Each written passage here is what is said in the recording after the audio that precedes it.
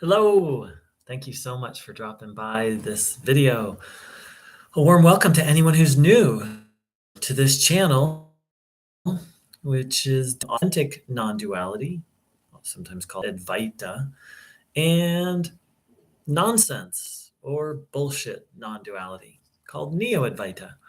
If you'd like to know more about this subject, please check out my website, which the link is in the chat box or below. So I'm on the road. Welcome to my hotel room. And something that's on my mind today is I try and estimate, is it 30% true, 40% true? Today I'm going to go with 50%. I might revise that tomorrow. But specifically what's on my mind is what I call the nothing to do Neo-Advaita, or just change your beliefs Neo-Advaita. So this is the highly mental form of Neo-Advaita, where the teacher would just talk. And it's all about, there's nothing to do since you're already enlightened. Everything's predetermined. You're just consciousness. Don't meditate. Don't even practice self-inquiry. Just change your thoughts. But you can't change your thoughts, but change your thoughts. It's kind of crazy. And so, one of the reasons this form of Neo-Advaita is so confusing is it works in the short term. In the short term, if you go around thinking, I am consciousness, I am not this body, I am not this personality, it'll work. It'll create a spiritual experience. It'll change it'll create a shift of perspective. And I did, and other people do taste real freedom, but it's not full freedom, but they get a real taste of temporary freedom. The problem is that the Neo-Advaita teachers who teach this way claim that that's the full freedom and that what they're offering is the full path, when it really isn't.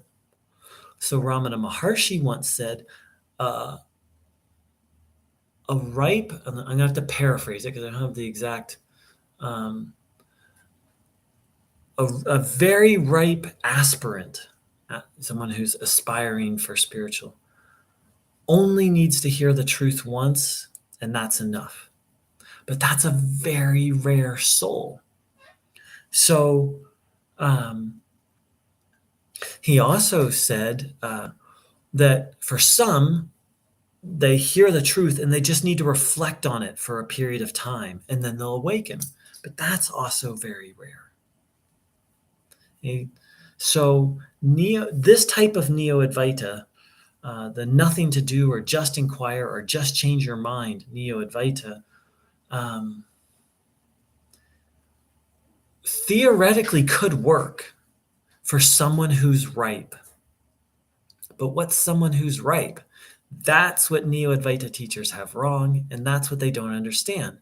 According to Ramana Maharshi, the person who's ripe is detached from the world, has one-pointedness of mind, meaning no monkey mind, or almost no monkey mind, has a sattvic mind. Their primary emotional state is peace and contentment. They understand that all of this is temporary and that only God is eternal, and that there's no happiness to be found in any of these things. So that's basically what Ramana Maharshi said the prerequisites are to practice self-inquiry or to awaken this sort of instantaneous awakening. So that excludes 99.99999% of the people on the planet today. You basically have to be a saint. For nothing to do Neo-Advaita to work, you really you have to be practically a saint. Not practically, you really have to be a saint. For such a person, they hear Neo-Advaita, and that just might pop them. Though I doubt it. Because here's the second piece. It's not just the words. In fact, Ramana Maharshi said that verbal teachings are only for the novice student. There's an energy behind that words, and a true teacher transmits an energy.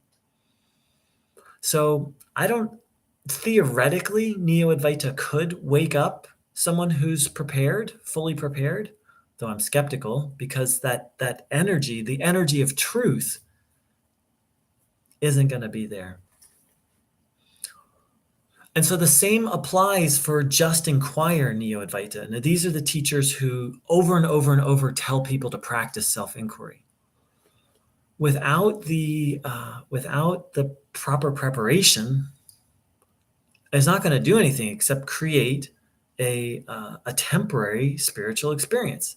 You won't even progress on the path because it's not going to address the blockages, which I've spoken of many times, tamas and rajas guna. Qualities of the mind that self-inquiry doesn't change, doesn't help with, just dissociates you from them. So those are a few of my thoughts. If anyone has any questions or comments, please do put them in. I'm going to talk a little more, but feel free to put in your comments or questions. So that's the problem. Neo-Advaita is a 50%. It is only 50% of the truth, and the 50% is often distorted. So what's the solution? Well, for myself, it was just completely stopping. No more reading, no more YouTube videos, no more online readings about Neo-Advaita. To get very strict with who I look to as a spiritual teacher. I'm to the point now where I won't even have a conversation about non-duality with someone, with anyone who seems to be a teacher. I won't even listen to them or read them unless they have a guru. They're very well versed in the classic scriptures. I won't even listen to them. I consider anything but that a toxic, unhealthy relationship. And I won't even talk about non-duality with a student of non-duality unless they're very well versed in the scriptures and they have a teacher. Because otherwise they're just doing it on their own. So that's the place I've gotten to. It's like I had to create healthy boundaries with myself. You hear about healthy boundaries in the world, in sort of relationships. Well, I've had to do that in the spiritual world because the spiritual world is full of sick people. It's full of sick teachers, and it's full of sick students. And then the students start to just parrot the teachers, thinking that they're teachers and thinking they know something, and it's just a circus. The other piece, and again, I've created a map based on my own experiences and talking with people of how to recover from Neo-Advaita. You can see it on my website, How to Recover. A huge part of it, and I have by no means mastered this, is learning how to balance spirituality with living, with life. Because Neo-Advaita is very unintegrated. It very much creates a split between your spiritual life and your worldly life. And that's fine for a monk or nun. I'm not a monk. And I'm guessing most of the people watching this aren't monks or nuns themselves. So stopping all spiritual practices that are dissociative and starting to relearn how to be human, like learning how to cope with my feelings. For me, journaling works really well, talking to other people, praying, taking up bhakti yoga, the practice, the ancient practice of how to love God. And in India, they've been fine-tuning that practice for thousands of years. Ramana Maharshi himself practiced bhakti yoga. He was such a devotee, such a lover of God.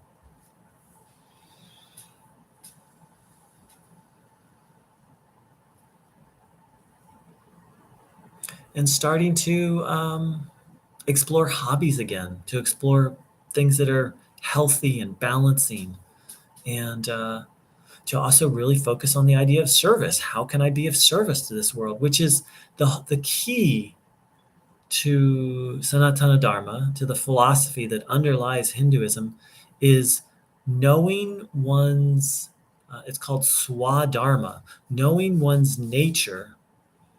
I'm sorry, that's not the term for that.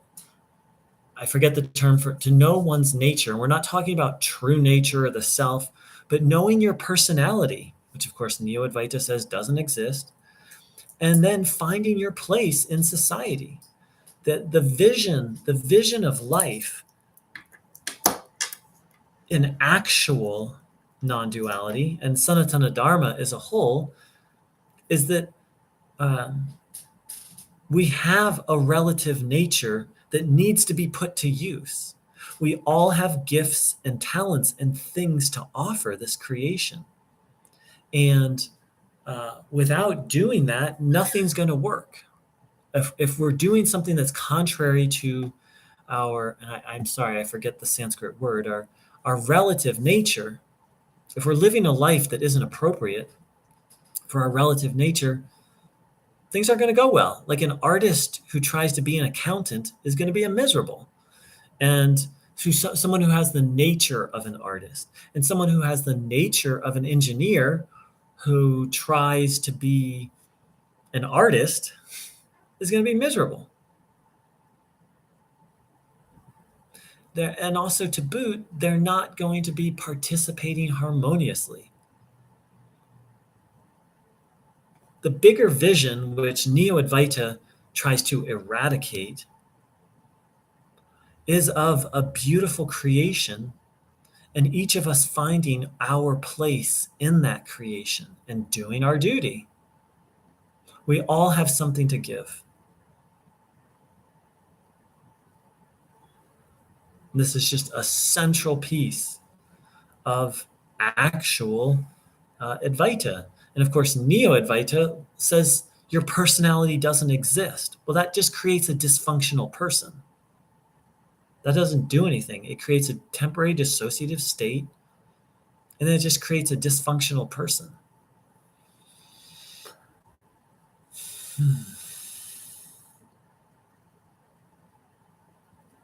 So I've created that map, and I welcome people's feedback on it. And a piece that just feels so central to me is this practice of bhakti. It's a practice of devotion. And, in Ramana Maharshi's book, Upadesha Swaram, really the only book he wrote, everything else was written by other people.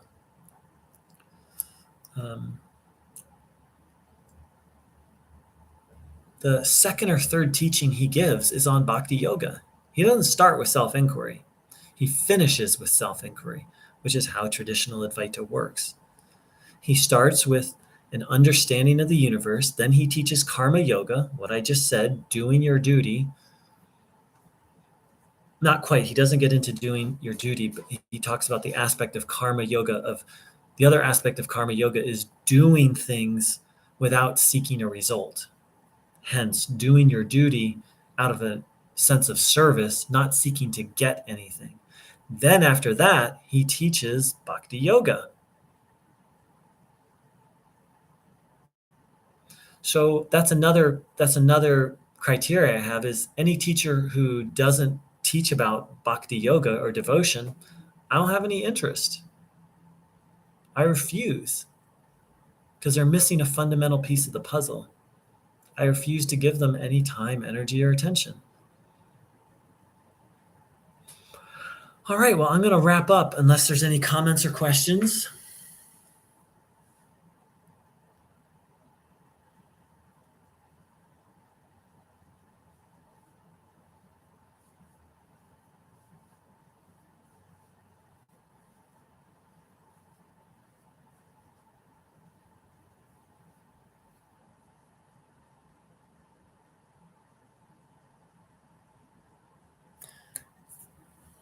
Moo.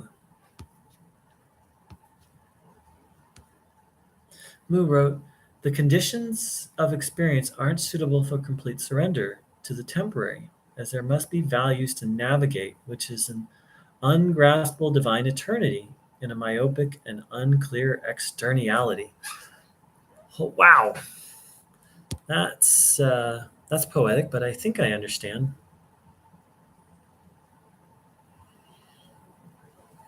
Let me read that again. The conditions of experience aren't suitable for complete surrender to the temporary, as there must be values to navigate. So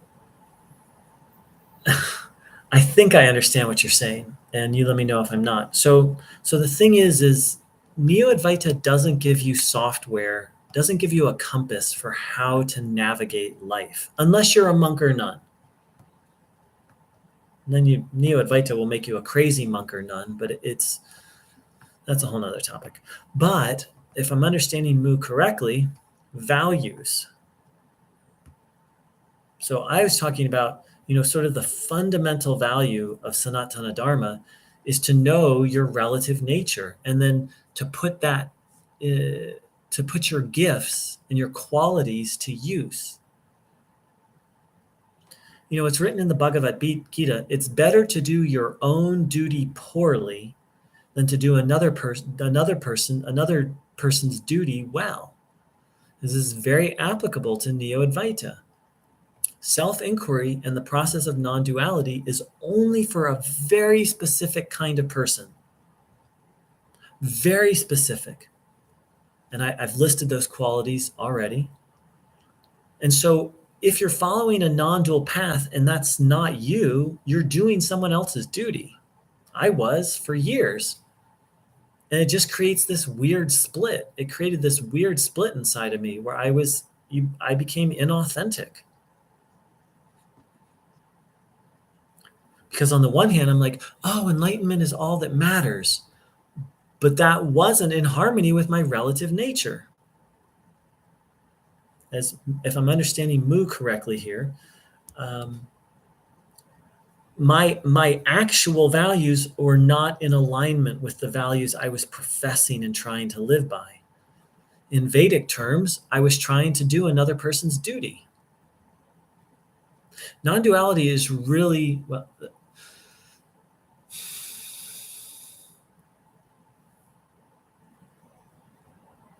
it's for a highly refined soul. It's for a highly refined soul. And I sure am not. And I've been around the spiritual, circuit for like 30 years. And it's like maybe 1 out of 600 people I meet is maybe mostly qualified for the non-dual path.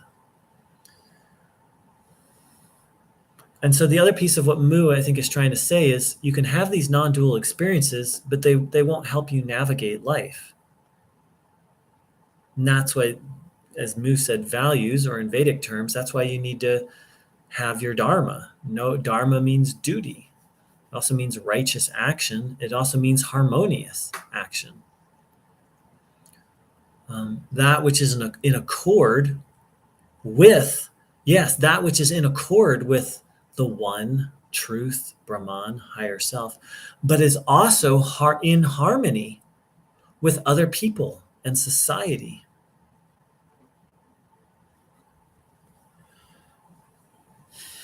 How do I identify a pure soul? I mean, so I wouldn't use the word pure soul. I would say, someone who's potentially ripe for non-duality. Part of it is you can see it in their eyes. There's a certain glow in their eyes. Part of it is they have genuine devotion. They have genuine devotion to God. They're not into chit chat. They're not into hobbies. Or they're not obsessed with like hobbies and the next activity. They're very present. They tend to speak maybe in more short sentences. You can kind of feel it.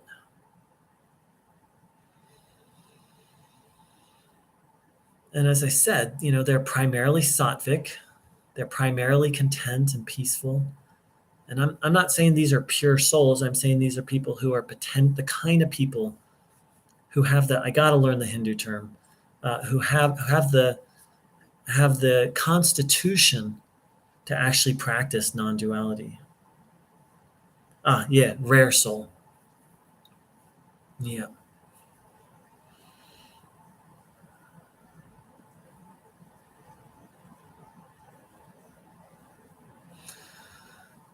And of course, it's just my best guess. I'm not a guru. Not don't have psychic powers. Part of how I base it on is I've you know I've sought to cultivate these qualities within myself and fail. I mean, I've cultivated them somewhat, but mostly failed. I tried to get myself to that place, and I could do it temporarily, and so a lot of it's just from my own experience of temporarily hanging out in that sattvic mind, that devotional mind, and seeing that in other people. All right, beautiful souls. Let's make it a great day.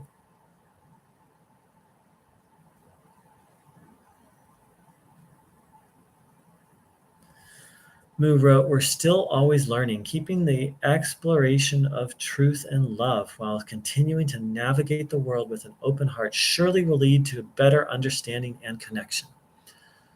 It's very beautifully said, Mew. Ramana Maharshi said the self is a hidden magnet drawing us. I think he said slowly drawing us all towards it. And so the traditional Sanatana Dharma view is kind of what Mew said, is we're all on a path. And that path has many avenues and routes. Yes, we're all on a path to one truth, but it has many avenues and routes. And what I've learned is that Neo-Advaita shuts down the learning, and it shuts down that open heart. And it really shuts down any forward movement on the path because it's ultimately just addictive. Beautifully said. Thank you, Marian. Hi, I've met many Buddhist monks, nuns who glowed and at peace, but not devoted to God, but devoted to truth. I couldn't have said it better, Marian. I believe in a higher power, so I just use that language. But I've met many a Buddhist, not so much monk or nun, but lamas. I've met my share of lamas who are just absolutely devoted, and living that devotion to boot. Thank you for that, Marian. Um, Devotion comes in many flavors, and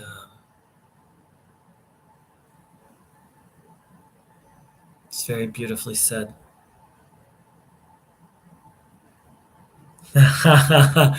Marion wrote, just different terminology, I think. I would agree with that. And,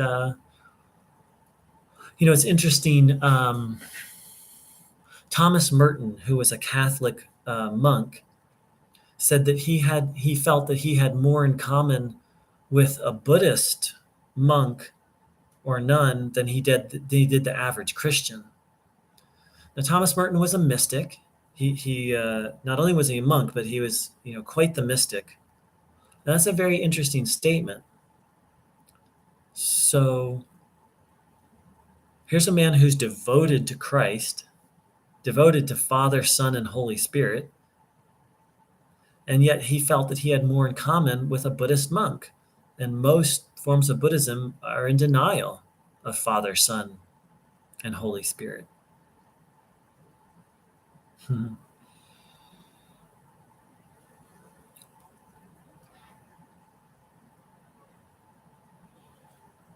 Hmm.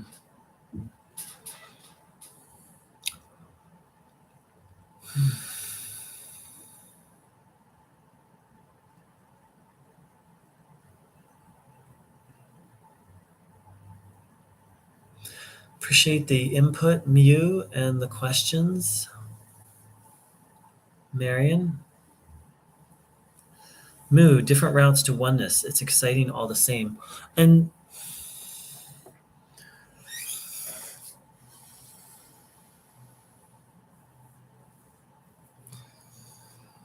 I don't quite know how to put it into language. And I think the easiest way to say it is Neo-Advaita is a religion in that it says, so Neo-Advaita would deny that there are different routes.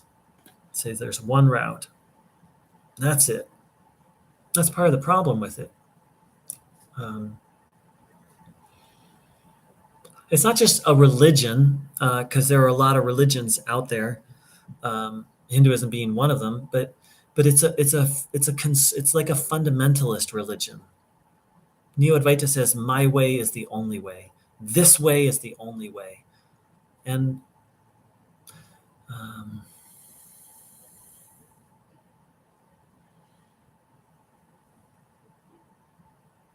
it's a very famous saying in Sanatana Dharma, paths are many, truth is one.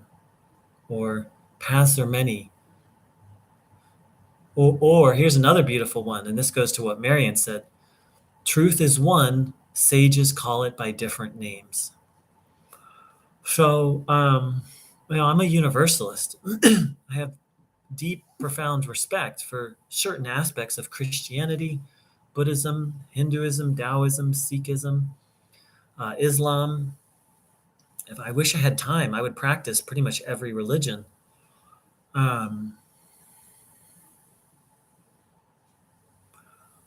But the sentiments that we're looking at right now, like what Mew wrote about always learning, keeping the exploration, this quest for truth, this idea of, one truth, different terminology, different routes to oneness. That's one of the, in terms of a religion, that's one of the reasons why I love Hinduism, is because these ideas are kind of built into it. And of course, there are conservative Hindu sects who are like, my version of it is the only version. But in general, there's quite this broadness within it. So,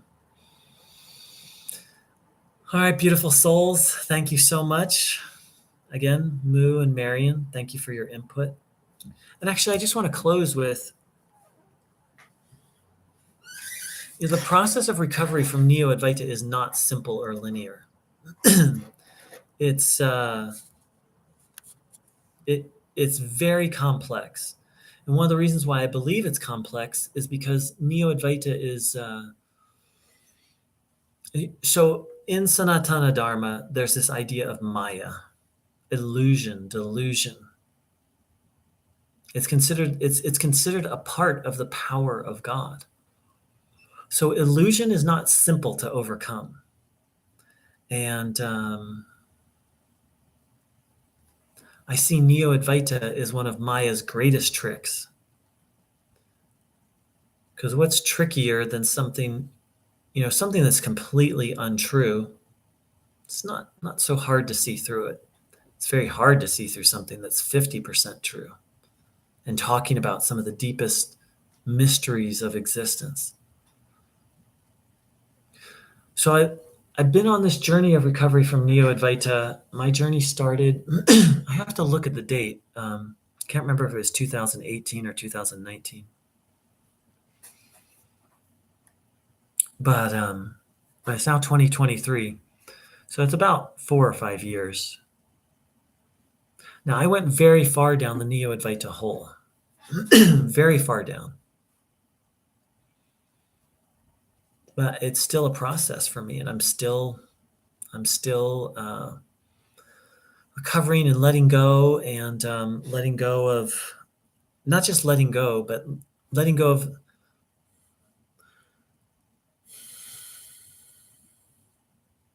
See, I liken Neo-Advaita to a spider web. I'm continuously pulling off strands. I become aware of a new strand and overcoming my resistance to relearning how to live, how to be a human being, like have conversations, have hobbies, take care of my body, my emotions.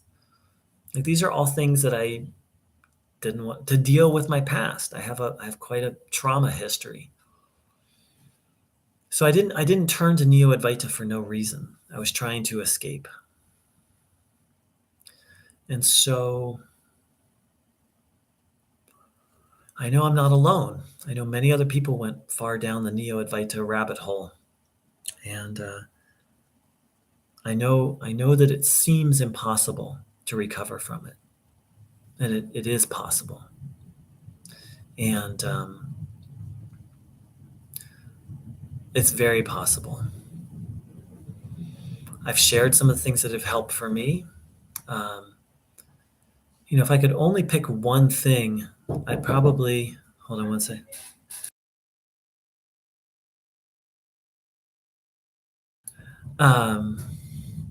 Is bhakti yoga, is singing devotionally to God or the truth. You can call it whatever you want. God, Goddess, truth, Allah, Tao, Buddha, nature.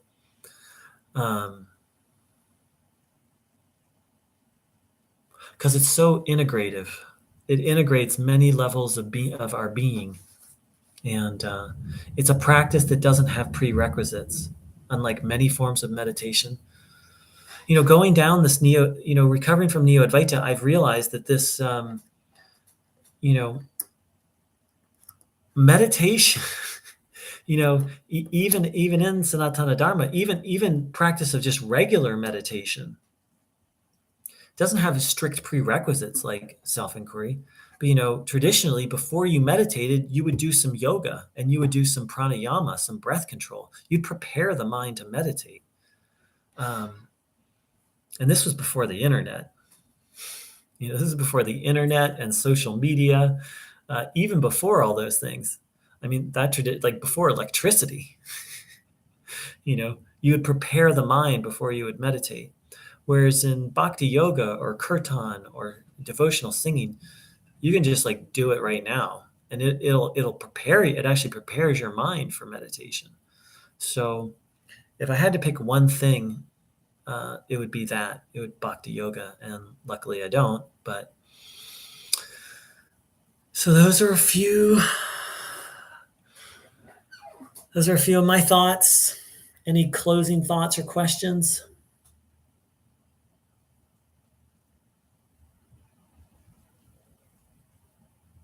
Oh, Moo, sending prayers and love. I create music myself, and almost all of them turn into be about God. I must explore bhakti yoga. I recommend it, and I know Marion has said that she's found that bhakti yoga has been very helpful for her. And I don't like to express absolutes about what someone needs to do to recover from Neo-Advaita, but and I do wonder. I do wonder if bhakti yoga is not a have to, but one of the most powerful ways to recover. I don't know yet. And creativity. Thank you both. That's something I've been slacking on. So I'm going to go do some creativity. I'm going to go do a little dancing. All right, beautiful souls. Thank you so very much for joining in. Thanks for the participation, Marion and you. Blessed day to you.